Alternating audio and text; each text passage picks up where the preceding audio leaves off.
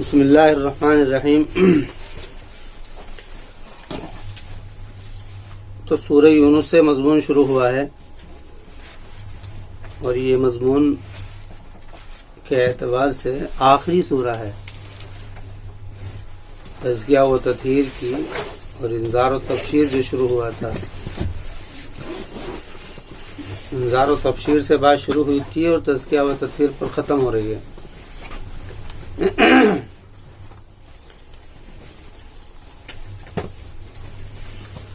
یہ قرآن کریم کے اندر سورہ نور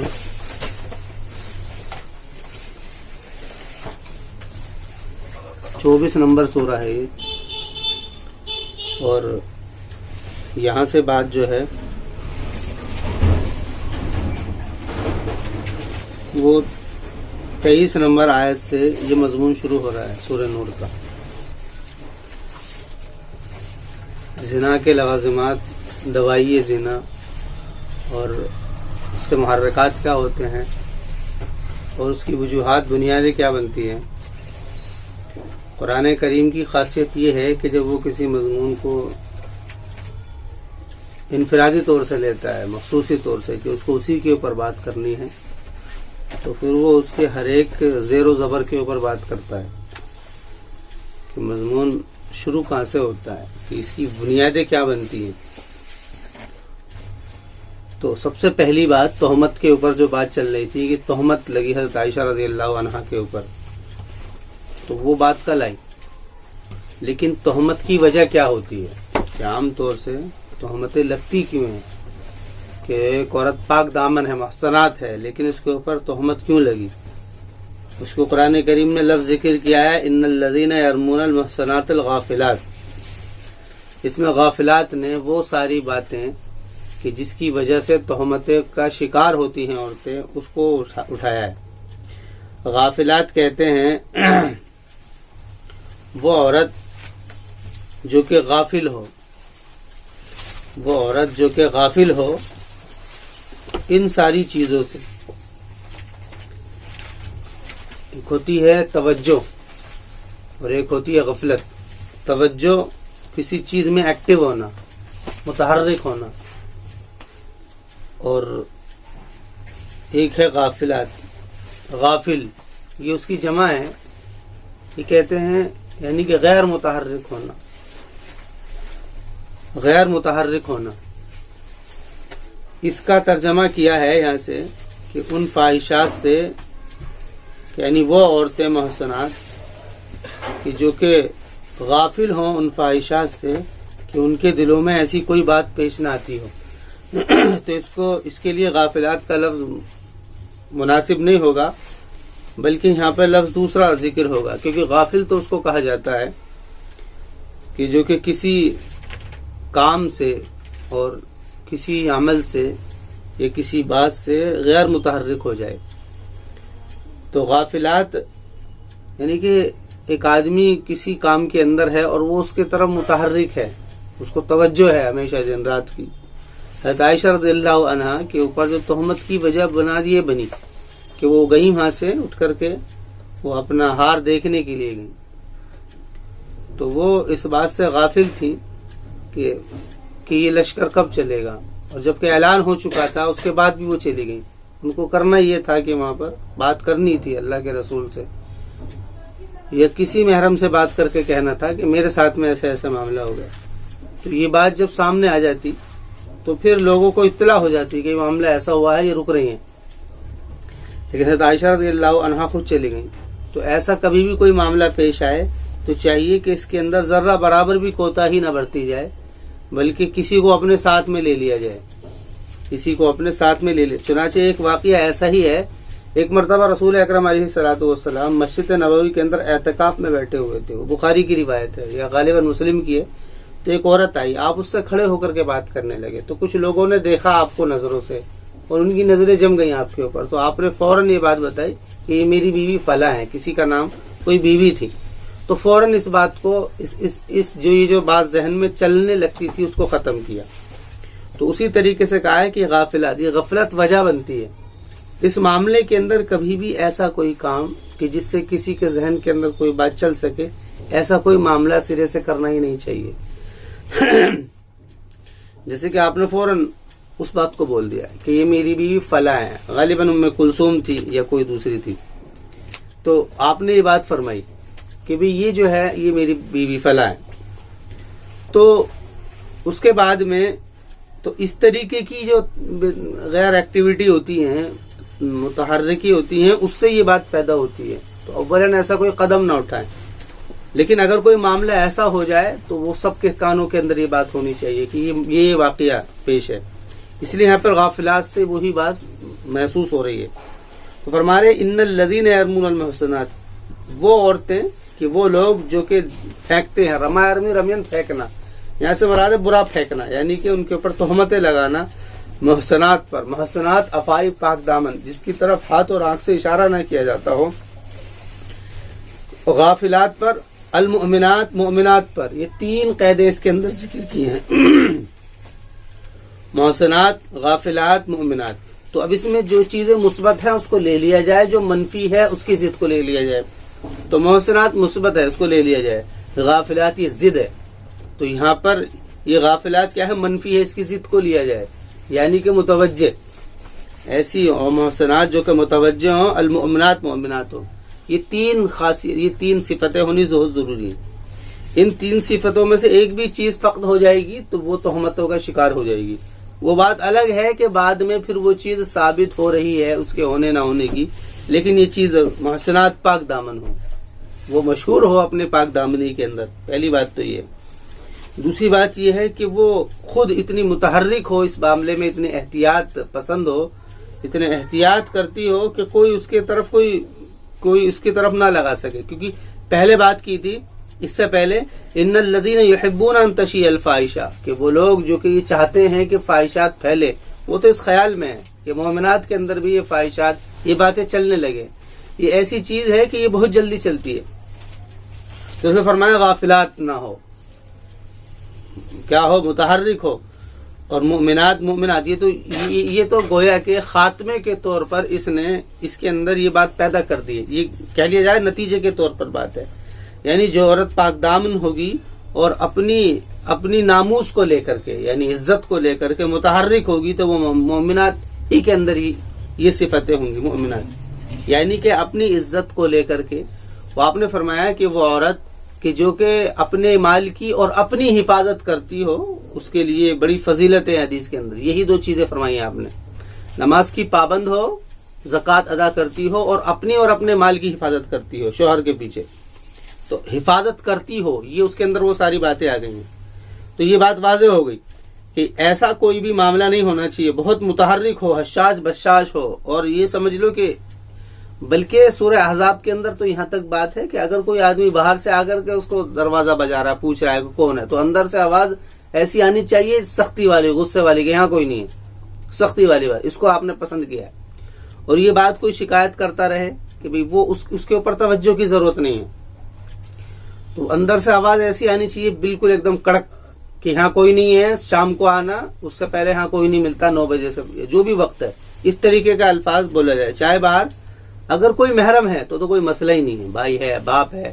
بیٹا ہے، لیکن اگر کوئی غیر محرم ہے تو لفظ ایسے آئیں۔ سورہ احزاب میں اس مضمون کو بہت تفصیل سے لیا ہے، تو یہ ساری باتیں ایکٹیویٹی کی ہیں، متحرک کی، تحریک کی۔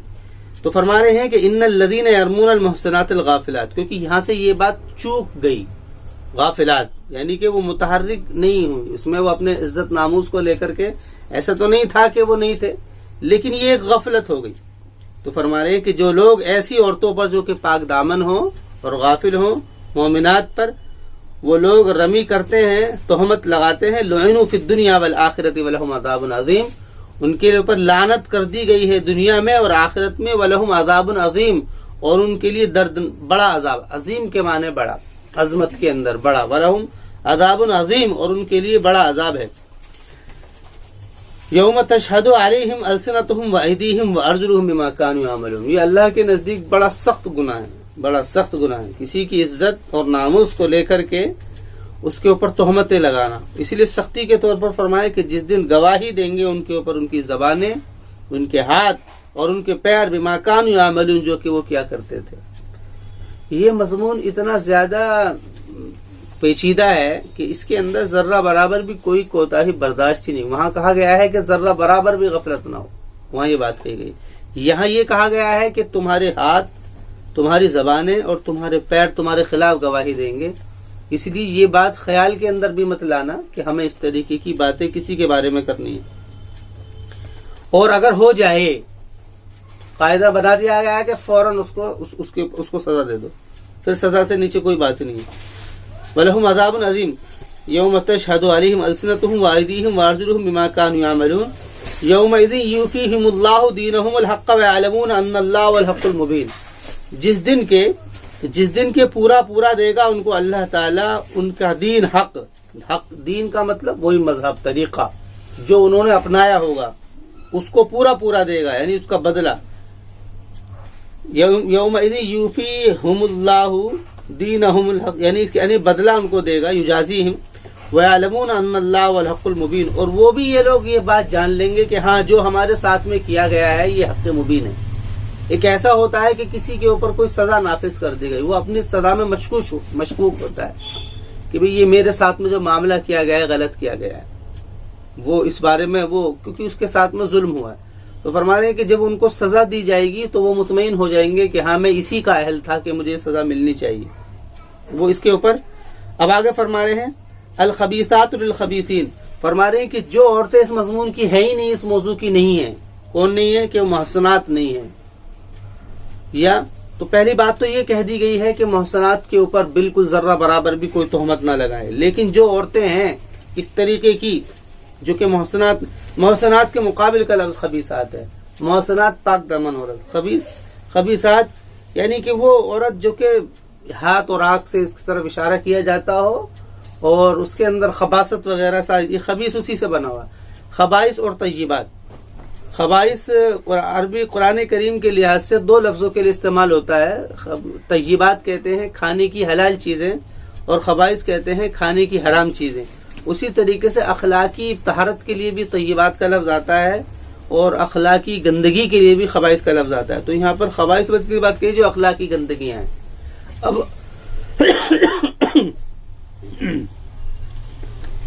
اب اگر اخلاقی گندگی ہوں گی تو یہ بات لازمی ہے کہ اس کے اندر سے زنا کا صدور ہوگا. یہ ایسا ہی ہے جیسا کہ کسی کو کہہ دیا جائے کہ بھئی کسی سے ہی بس رات ہوئی ہو، رات میں سوئے ہو، کوئی آدمی آئے ہو تھکے ہارے اور 8 9 10 بجے رات میں سو گئے، صبح اٹھ کر کے کہے کوئی کہ بھئی دیکھنا ذرا سورج نکلا، تو پھر اس نے کہہ دیا ہاں سورج نکلا، تو بس سورج نکل گیا تو یہ بات یقین ہے کہ رات ختم ہو گئی. اب یہ کہنے کی ضرورت نہیں ہے کہ دن نکل گیا، بلکہ بھئی سورج کی روشنی آ رہی ہے تو سمجھ لو. یعنی جیسے کہ سورج کے نکلنے سے دن کا ہونا لازمی ہے، اسی طریقے سے اخلاق کے اندر گندگی ہونے کے بعد میں زنا کا صدور لازم ہے. قرآن کریم حیا اور اشارات کے اوپر زیادہ بات کرتا ہے، یعنی تاکہ ذہن اس طرف خود متوجہ ہو جائے. اور ہمارے الخبیثات للخبیثین یہ قاعدہ متعین کر دیا کہ وہ عورتیں، یہاں پر بھی سب سے پہلے عورت کو ذکر کیا ہے کیونکہ یہ بات آ گئی تھی کہ اس کے بغیر یہ عمل نہیں ہوتا ہے. الخبیثات للخبیثین کہ خبیث عورتیں للخبیثین خبیث مردوں کے لیے ہیں، والخبیثون للخبیثات اور خبیث مرد خبیث عورتوں کے لیے ہیں. والطیبات للطیبین اور پاک دامن عورتیں طیبین مرد کے لیے ہیں، پاک دامن اور پاک دامن مرد للطیبات پاک دامن عورت کے لیے ہیں. اولئک مبرؤون مما یقولون کہ وہ لوگ بری ہیں اس سے جو وہ کہہ رہے ہیں، وہ لوگ بری ہیں کہ جو کہ وہ کہہ رہے ہیں. اولئک لہم ما یقولون لہم مغفرۃ ورزق کریم. فرما رہے ہیں کہ یہ لوگ اگر کوئی پاک دامن عورت ہوگی تو یہ قرآن کریم نے اشارہ کر دیا ہے کہ اگرچہ وہ غافل ہے، پہلی بات تو یہ کہا گیا کہ غافل نہ ہو، لیکن اگر کوئی ایسا معاملہ ہو جاتا ہے، کیونکہ ایک غفلت ہوتی ہے آدمی کی بے توجہی کی وجہ سے، وہ سمجھ میں نہیں آ رہی، ایسا کوئی ذہن میں خیال نہیں تھا لیکن غفلت ہو گئی کسی وجہ سے، کوئی معاملہ ایسا ہو گیا جس میں لوگوں کو کہنے کا موقع مل گیا، اگر وہ اس کی اپنی غفلت کی وجہ سے ہوا ہے، اس نے یہ قصدن کیا ہے، تو پھر تو کوئی مسئلہ نہیں ہے. لیکن اگر اس سے بھول میں ایسا ہو گیا تو قرآن کہہ رہا ہے کہ ہم کو بری کر دیا جائے گا جو وہ کہہ رہے ہیں. لیکن اتنی بات تو ضرور ہے کہ وہ اس کے بارے میں کچھ باتیں چلیں گی. تو کہا گیا کہ ایسا بھی نہیں ہونا چاہیے. لہم مغفرۃ ورزق کریم. اب یہاں سے فرما رہے ہیں، اب وہ اصول اور ضابطے چل رہے ہیں یہاں سے. پہلی تو یہ کہہ جائے کہ تدبیر، یہ تو تدبیر تھی کہ جو کہ عورت کو خود اس عورت کو دی گئی ہے کہ اس طریقے کا کوئی معاملہ نہیں ہونا چاہیے، غیر ایکٹیویٹی، یعنی کہ وہ بالکل ان ایکٹیو نہ ہو، بالکل متحرک ہو اپنی عزت و ناموس کو لے کر کے. ذرہ برابر بھی ایسا کوئی موقع نہ آئے کہ جس موقع میں لوگوں کو کہنے کا موقع مل جائے، ایسا کوئی معاملہ ہے. اس لیے شریعت نے غیر محرم مرد اور عورت کے اجتماع کو حرام قرار دیا ہے، یا اس طریقے کی کوئی بات ہے. اس لیے شریعت نے حج کا سفر بھی ممنوع کیا ہے. کوئی بھی سفر، ایسا سفر جو کہ باہر نکل کر اس کو ممنوع کیا ہے کہ اکیلی عورت نہ سفر کرے، نہ حج پر جائے، نہ کوئی کام کرے، اس کے ساتھ میں اس کا محرم ہو. اور محرموں کے اندر سب سے بہترین محرم اس کا شوہر ہے. تو یا ایھا الذین آمنوا لا تدخلوا بیوتا غیر بیوتکم حتی تستأنسوا. اب یہاں سے اصول اور ضابطے فرما رہے. پہلی بات یہ ہے کہ جب بھی ایمان والو تم کسی کے گھر میں داخل نہ ہو اپنے گھر کے علاوہ، یہاں تک کہ تم مانوس کر لو اس کو. یہ اصول آنے والے کو دیے جا رہے ہیں. کہا جا رہا ہے کہ جب بھی کوئی آئے یا تمہارے گھر میں کوئی آ رہا ہے، پہلی بات تو یہ ہے کہ وہ ہی گھر میں داخل ہونا چاہیے جس سے وہ مانوس ہو، وہ جانتے پہچانتے کہ یہ فلاں ہے، یا تو محرم ہے، یا تو اس کے اندر پہلی بات یہ کہ محرم ہو.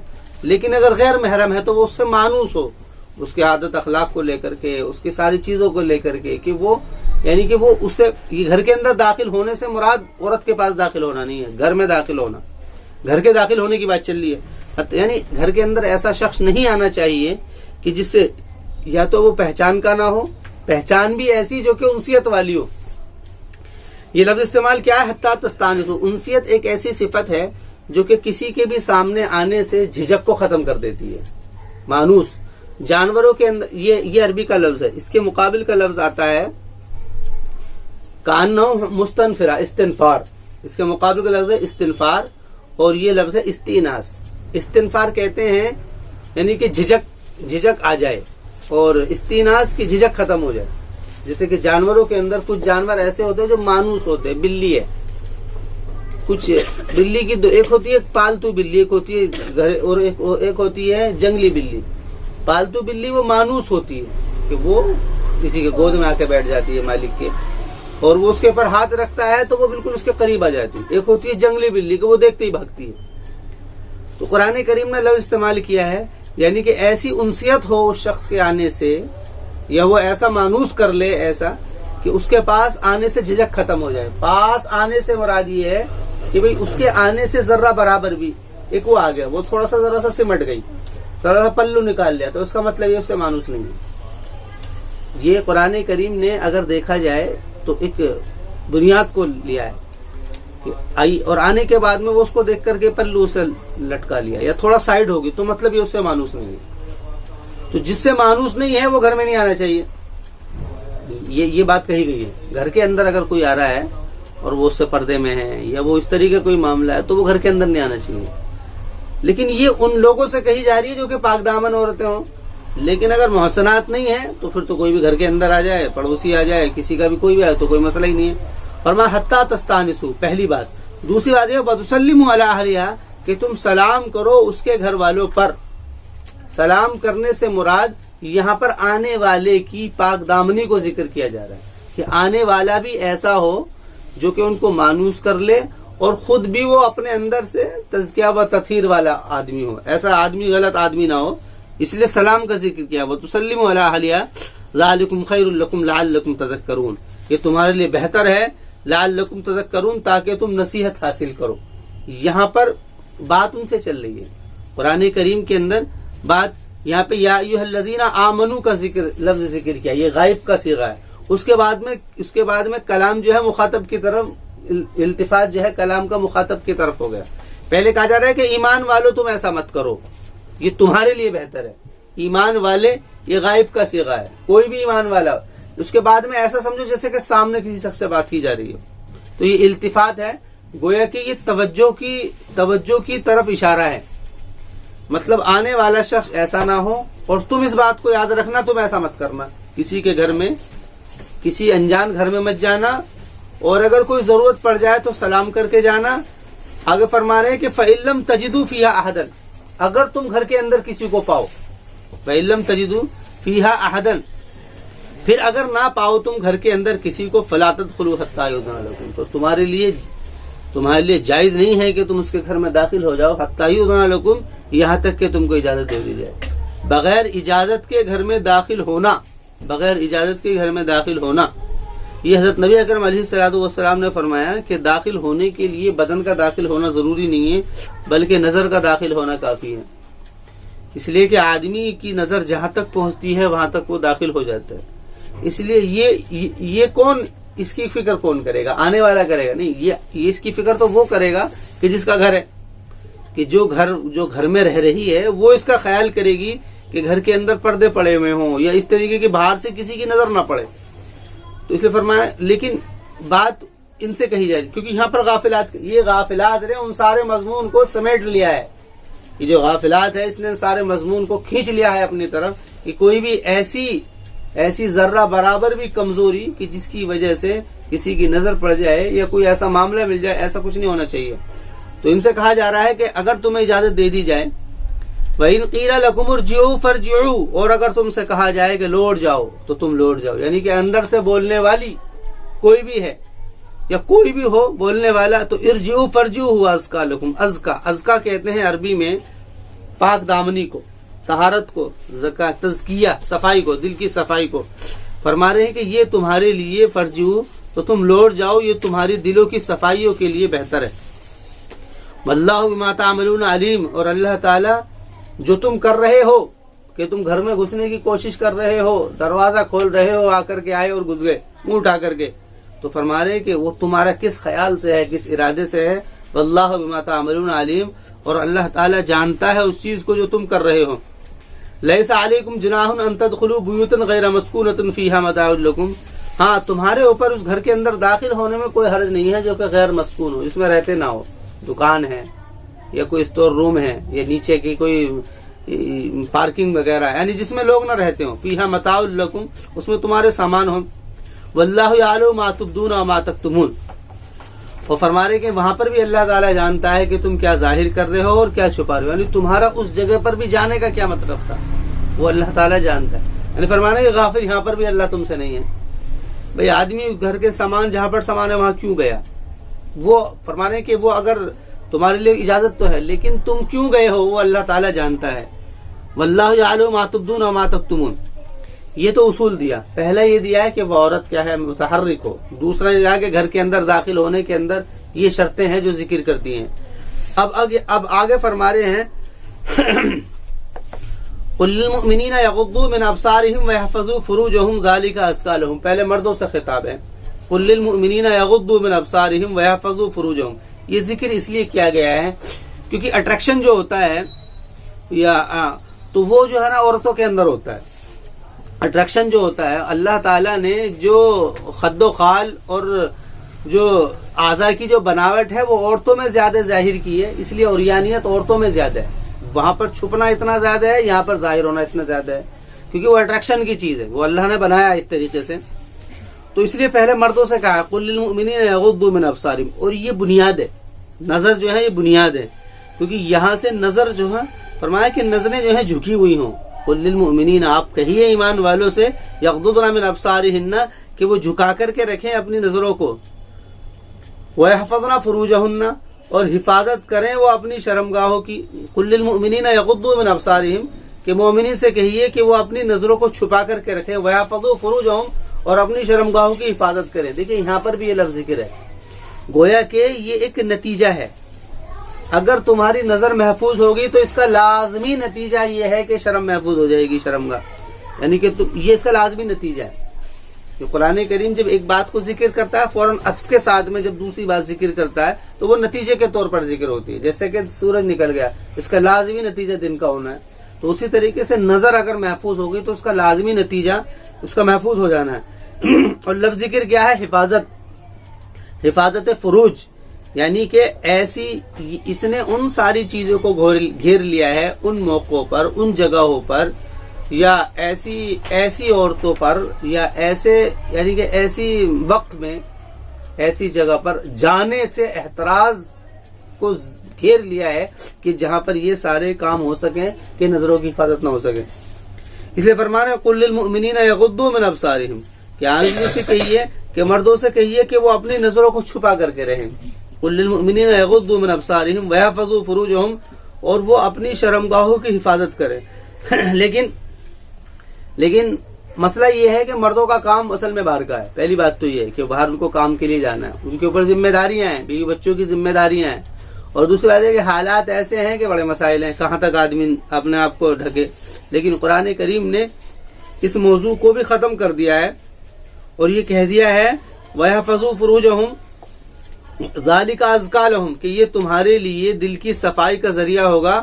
ان اللہ خبیر بما یصنعون، کہ اللہ تعالیٰ کو خبر ہے وہ جو تم کر رہے ہو. صنع یصنع فعل کے لیے بھی آتا ہے، کسی عمل کے لیے. ایک آدمی تو کام کر رہا ہے ہاتھ سے، ایک آدمی آنکھوں سے دیکھ رہا ہے، ایک آدمی دل میں کوئی خیال کر رہا ہے، اس کے لیے صنع کا لفظ آتا ہے. اور عمل کا لفظ آتا ہے وہ چیز جو کہ اعضاء سے کی جائے. تو صنع کے معنی بھی اردو میں کرنے کے ہوتے ہیں اور عمل کے معنی بھی کرنے کے ہوتے ہیں. لیکن فرق دونوں میں یہ ہے کہ جو دل کے اندر اشارے کیے جائیں، دل میں کوئی چیز سوچی جائے، آنکھوں سے کوئی چیز دیکھ. فرما رہے ہیں کہ اگر نظر پڑ گئی تو اللہ تعالیٰ جانتا ہے کہ تمہاری نظر کس وجہ سے پڑی. ان اللہ خبیر بما یصنعون، کہ تمہاری اگر نظر پڑ گئی ہے تو وہ تو اکثر کوئی مسئلہ نہیں ہے کہ حالات ایسے ہیں. لیکن نظر کے یہ پڑھنے کے بعد میں جو تمہاری دل کی جو کیا خیالات تمہارے ذہنوں کے اندر چل رہے ہیں، ان اللہ خبیر بما یصنعون، کہ اللہ تعالیٰ کو بے شک اللہ تعالیٰ خبر رکھنے والا ہے اس کی جو کہ تم کر رہے ہو. وَقُلْ لِلْمُؤْمِنَاتِ يَغْضُضْنَ مِنْ أَبْصَارِهِنَّ، یہاں پر دونوں کو الگ الگ ذکر کیا ہے اور وہی مضمون دہرایا ہے جو کہ پہلے ہے. وَقُلْ لِلْمُؤْمِنَاتِ يَغْضُضْنَ مِنْ أَبْصَارِهِنَّ، اور آپ کہیے مومنات عورتوں سے یغضضن من ابصارہن، کہ وہ اپنی نظروں کو غض غض کے معنی آتے ہیں گرا دینا، غض بصر یہ لفظ جو ہے گرا دینا، لیکن یہ آنکھوں کے معنی میں آتا ہے. اس کے معنی آتے ہیں پلکوں کو گرا دینا، اس کے معنی آتے ہیں پلکوں کو گرا دینا. تو گویا کہ ایک آدمی چلتے چلتے آنکھوں سے اس طریقے سے ادھر ادھر کو دیکھ رہے، نہیں پلکوں کو گرا کر کے رکھے. جیسے وہ ہوتا ہے نا گھوڑا، جب اس کے آنکھوں کی طرف دونوں سائڈ میں وہ لگا دیتے ہیں پٹی، ادھر ادھر کا نہ دکھائی دے، یہ اسی طریقے کی بات ہے. یعنی اس طریقے سے ہو کہ اس کو دکھائی نہ دے. وَقُلْ لِلْمُؤْمِنَاتِ يَغْضُضْنَ مِنْ أَبْصَارِهِنَّ، اور آپ کہیے مومنات سے کہ وہ اپنی نظروں کو جھکا کر کے رکھیں. وَيَحْفَظْنَ فُرُوجَهُنَّ، اور وہ اپنی شرمگاہوں کی حفاظت کریں. یہاں پر کیونکہ یہ اٹریکشن کی وجہ ہے، اس لیے فرمایا وَلَا يُبْدِينَ زِينَتَهُنَّ، اور نہ ظاہر کریں وہ اپنی زینتوں کو. الا ما، زینت کیا چیزیں ہوتی ہیں؟ زینت ہر وہ چیز جس کی طرف آدمی کی نظر ٹک جائے. وہ کپڑوں کی بناوٹ ہو سکتی ہے، چہروں کے اندر لالی ہو سکتی ہے، وہ ہاتھوں کی مہندی ہو سکتی ہے، وہ کپڑوں کی، وہ جوتے چپلوں کی بناوٹیں ہو سکتی ہیں. وہ اس کے علاوہ جو بدن کے اوپر کپڑے پہن رکھے ہیں اس کپڑوں کے نقش و نگار ہو سکتا ہے، یا ان کپڑوں کو جن کپڑوں سے ڈھک رکھا ہے ان کے اندر کوئی بھی کسی بھی طریقے کا نقش و نگار ہو سکتا ہے. کوئی بھی ایسی چیز جو کہ توجہ کو کھینچ لے، کہ آدمی بیٹھا ہوا ہے کہیں سے چمک نظر آئی، وہ ایک دم سے آدمی کی نظر وہ شیشے وغیرہ کی اس کی چمک ہو سکتی ہے، وہ خوشبو ہو سکتی ہے. یعنی کوئی بھی ایسی چیز جو کہ نظروں کو کھینچ لے یا توجہ کو کھینچ لے اس کو زینت کہتے ہیں. وَلَا يُبْدِينَ زِينَتَهُنَّ، اس لیے فرما رہے کہ وہ اپنی زینتوں کو ظاہر نہ کریں. زینتوں کو ظاہر نہ کریں یعنی کوئی بھی ایسی چیز جو کہ اٹریکشن کی اور اس کی وجہ بن سکتی ہے، کھچاؤ کی وجہ بن سکتی ہے، وہ ایسی چیزیں ظاہر نہ کریں. لفظ یہاں پر ذکر کیا ہے؟ یبدینا. اس کے اندر یبدینا کے اندر دکھلانا جو ایک چیز ہے وہ ہے جو کہ نظروں سے دیکھی جاتی ہے. ایک چیز وہ ہوتی ہے جو کانوں سے سنی جاتی ہے، ایک چیز وہ ہے جو ناک سے محسوس کی جاتی ہے، اور ایک چیزیں وہ ہوتی ہیں جو کہ عقل سے محسوس کی جاتی ہے. انسان کے جو حواس سے خمسہ ہیں کہ جس سے، اور ایک چیز چھو کر کے اس نے ان ساری چیزوں کو گھیر دیا. یعنی کہ تمہارا بدن اسے ٹچ نہ ہو، ایسے ماحول کے اندر نہ ہو، بھیڑ بھاڑ کے اس میں گھس گئے، ایسی جگہ نہ جاؤ کہ جس سے وہ توجہ کیجیے. کیونکہ جب کہیں بدن سے بدن ٹکرا تو محسوس ہو گیا، کیونکہ آدمی کے بدن میں عورت کے بدن میں فرق ہوتا ہے، وہ سخت ہوتا ہے، وہاں نرم ہوتا ہے. اس کے علاوہ کوئی خوشبو آ گئی، اس سے وہ ذہن ادھر پہنچ گیا. اس کے علاوہ کوئی چیز نقش و نگار نظر آ گیا، اس طرف ذہن پہنچ گیا. اس کے علاوہ आंख नाक कान, उसके अलावा आवाज सुन ली तो ज़हन की तरफ मुतवज्जो हो गया। अच्छा, अकल जो है, अकल इन 4 चीजों को लेकर के फिर काम करती है। सूंघा, यहाँ पहुंच गया, देखा यहाँ पहुंच गया, सुना यहाँ पहुंच गया, महसूस किया यहाँ पहुंच गया। ये असल में अकल है, ये उसको सोचती है। इसलिए कुरान फरमाए वला युब्दीना ज़ीनतहुन्ना, और ना वो जाहिर करें अपनी जीनतों को। तो जीनत के ऊपर हर वो चीज बाज़ उलमा ने इसके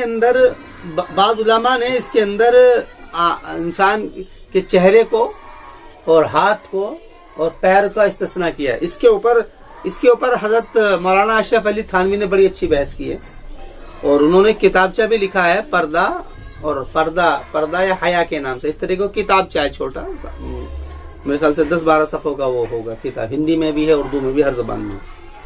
तो वला युब्दीना ज़ीनतहुन्ना, कुरान ने सिर्फ इतनी बात की है, जीनत। मेरे नजदीक इसके अंदर हर वो चीज है जो कि तवज्जो की वजह बन सके। वला युब्दीना ज़ीनतहुन्ना, और न जाहिर करें वो अपनी जीनतों को, इल्ला लिबुलतिहिन्ना। फिर इस्तिस्ना किससे किया जाएगा? इस्तिस्ना भी तो होगा। फरमा रहे इस्तिस्ना क्यों? क्योंकि अगर ऐसा मामला हो गया तो उसको तो रहना भी है। तो फरमा रहे कि सबसे पहले बुल ये वही लफ्ज है जो कि अरबों के अंदर अपने शोहरों के लिए इस्तेमाल किया जाता था। बुल ये अदब का लफ्ज है जो कि अरबों की औरतें अपने शोहरों के लिए इस्तेमाल किया करती थी। हर जमाने के अंदर अलग अलग हो सकता है, हाँ जी, ये जी, हर जमाने के अंदर और हर जगह पर ये वही लफ्ज इस्तेमाल किया। तो फरमा रहे अपने शोहरों के लिए, ये गोया कि इससे जो है, इससे मुराद उसकी यानी कि शोहर की इज्जत की तरफ भी इशारा है कि उसका नाम लेना वो एक मौजू चलता रहता है कि जी नाम ले न ले, तो उसने उस मौजू को ही लपेट दिया पूरे को। इल्ला लिबुलतिहिन्ना, मगर अपने शोहरों के लिए। अब घर के अंदर है तो घर के अंदर क्या होगा, एक जमान तक उसको अंदर घर के अंदर रहना है, तो उसका बाप है, वहां कोई मसला नहीं है। और आबाई बुलतिहिन्ना, या शोहरों के बाप, क्योंकि वो भी घर के अंदर होंगे। और अबनाइहिन्ना, या बेटे हैं तो वो तो बेटे तो आगे महरम के अंदर। और अबनाई बुलतिहिन्ना, या अपने शोहरों के बेटे। और इख्वानिहिन्ना, भाई हैं। और बनी इख्वानिहिन्ना, या भतीजे हैं। और बनी अखवातिहिन्ना, या भांजे हैं। और निसाइहिन्ना, या उसकी औरतें हैं। उसकी औरतें से मुराद शोहर की जो दूसरी बीवियां हैं। और बनी अखवातिहिन्ना, और निसाइहिन्ना, या उनकी औरतें। उनकी औरतें से मुराद यहाँ पर यानी कि या तो ये हो सकता है कि जो इसका भांजा है उसकी बीवी, या भतीजा है उसकी बीवी, या वो, क्योंकि बाद में एक औरत से इस्तिस्ना किया गया है कि औरतों के सामने भी ना खोलें। वो कौन सी औरतें उसका जिक्र होगा आगे।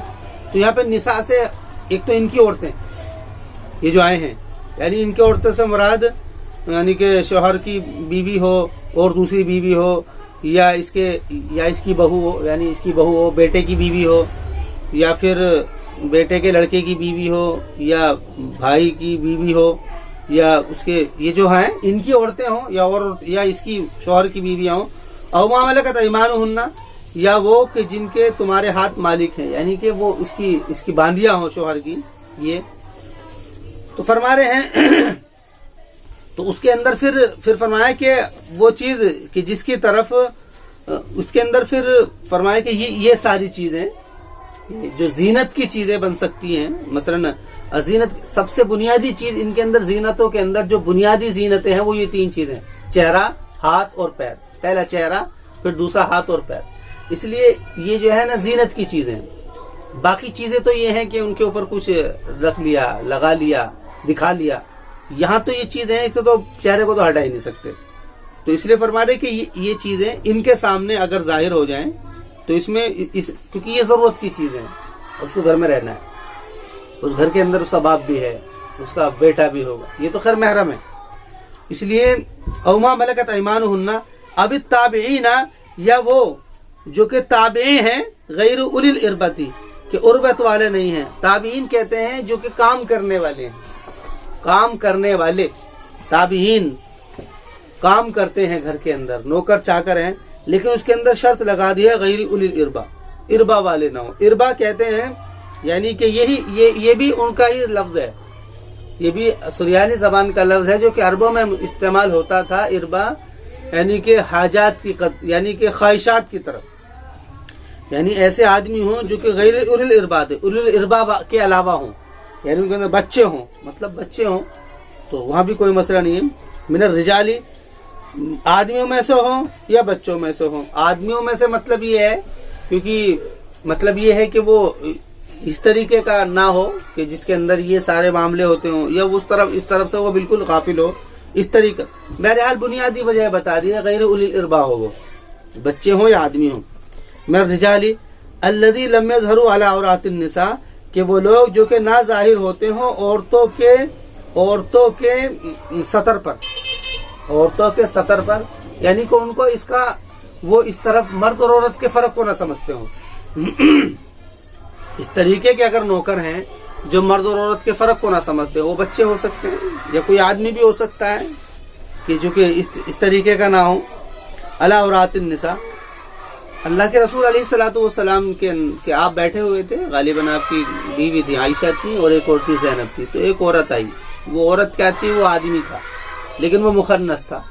تو وہ جب وہ آیا تو کوئی مسئلہ نہیں تھا. ایک دن آپ نے اس کو فرماتے ہوئے سنا تو اس نے یہ کہا کہ جب انصار کی عورتیں آتی ہیں تو ان کی جب وہ جاتی ہیں تو ان کی 2 لائنیں ہوتی ہیں اور جب آتی ہیں تو 4 لائنیں ہوتی ہیں. گویا کہ اس نے ان کے بدن کے عکاسی کی طرف کو اشارہ کیا. تو آپ نے جب سنا تو آپ نے فوراً اس کو منع کر دیا، روک دیا اس کو آنے کے لیے کہ یہ نہیں آئے گی، یہاں پر آئے گا نہیں یا نہیں آئے گی، جیسا بھی وہ تھا.